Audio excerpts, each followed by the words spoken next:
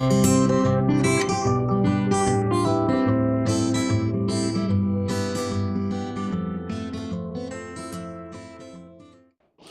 everybody, it's Kathy from Elk Studio. Today I will be teaching you how to make the pique stitch, and we will use it along with the slip stitch, and it creates a really unique fabric. So for this particular swatch, I just did 2 rounds of single crochet stitching. So let's just make this last single crochet, and then we are going to join with a slip stitch to our first stitch. So if you want to place a stitch marker in that first stitch, you can.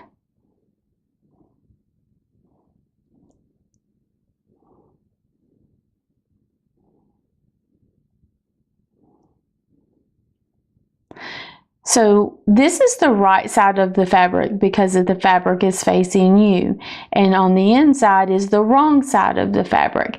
So when we're making this pique stitch along with the slip stitch, we actually work on the wrong side of the fabric. So I'm going to turn my work, and we're not going to use this first stitch. We're going to skip it.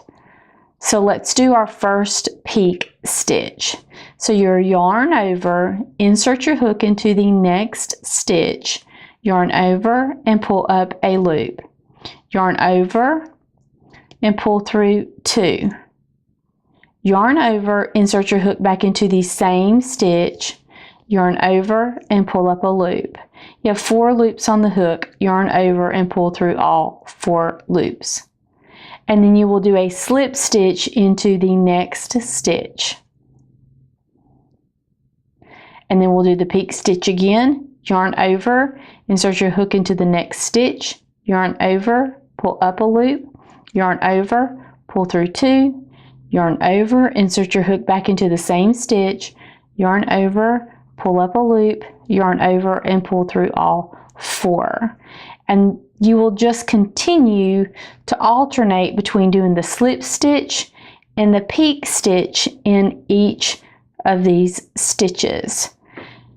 And so once you finish doing your swatch, I'll meet you back at the end and I'll teach you how to do the join, because it's a really unique, different kind of join. If you've ever worked single crochet stitches while you're working in the round, it's something like that. So this hat will be, if this is a hat or a scarf, it'll be a really unique look because you won't have that seam that you sometimes get with other projects.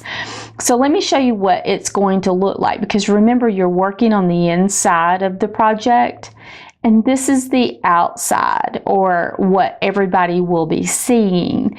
You can see it creates little bitty bumps. But go ahead and finish working your pique stitch and slip stitch all the way around to the end, and I'll meet you back there. Okay, so we've made it almost all the way around. So this is a pique stitch, so we'll do a slip stitch right here. And then we'll do a pique stitch in the next stitch.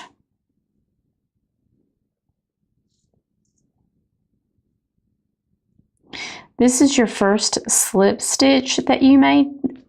You are actually going to skip this slip stitch, okay?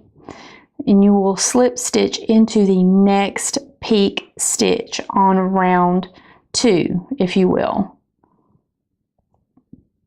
But you're not going to skip this stitch, so you'll need to use your stitch marker. You're only skipping the slip stitch on the very first one, okay? Do you want to see that again?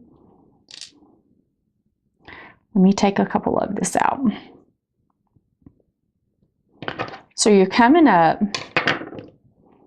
Let me place the stitch marker back where it was. It was right here.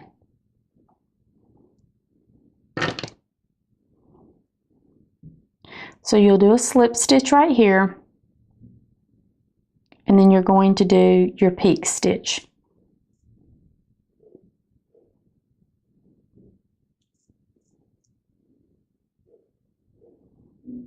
you are actually going to skip this first stitch or the last stitch now since you turned your work.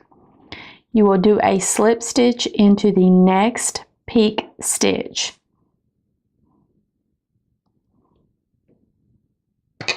And you'll want to place a stitch marker in that slip stitch.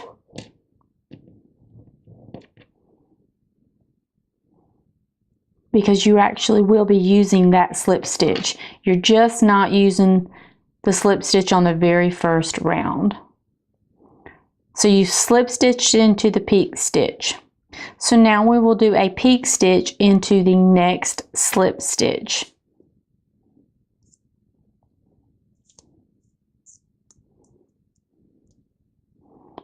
Then you'll do a slip stitch in the next pique stitch. A pique stitch in the next slip stitch. So basically you're doing pique stitches in the slip stitches and slip stitches in the pique stitches.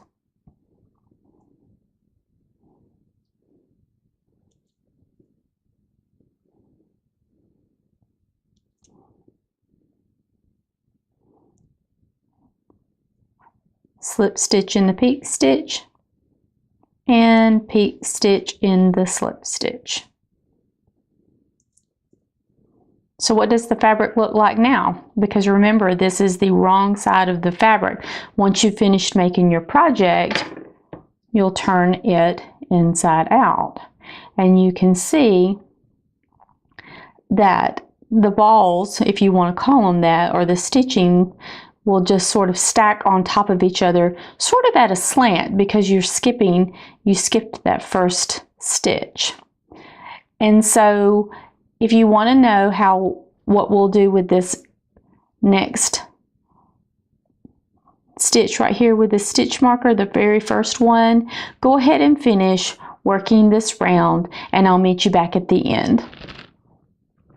Okay, so we've made it almost all the way to the end. So I just finished a slip stitch, so I'll do a pique stitch in the slip stitch.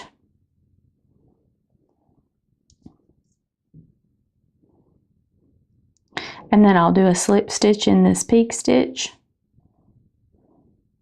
And this is how you start working in the round without any joining or anything like that, because this is your first slip stitch that you made. So take that out.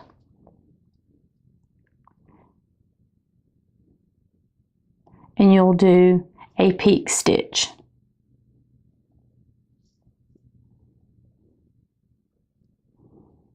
And then this is the first pique stitch in the round 2, so we'll do a slip stitch right here. And if you just want to keep up with your rounds, then you can go ahead and just keep placing your stitch marker, because this will be round 3. And then you'll just continue around, because you did a slip stitch in the first pique stitch, so that you will do a pique stitch in the next slip stitch. You may have to watch the video a couple of times just so you can keep the rhythm of what stitch goes where.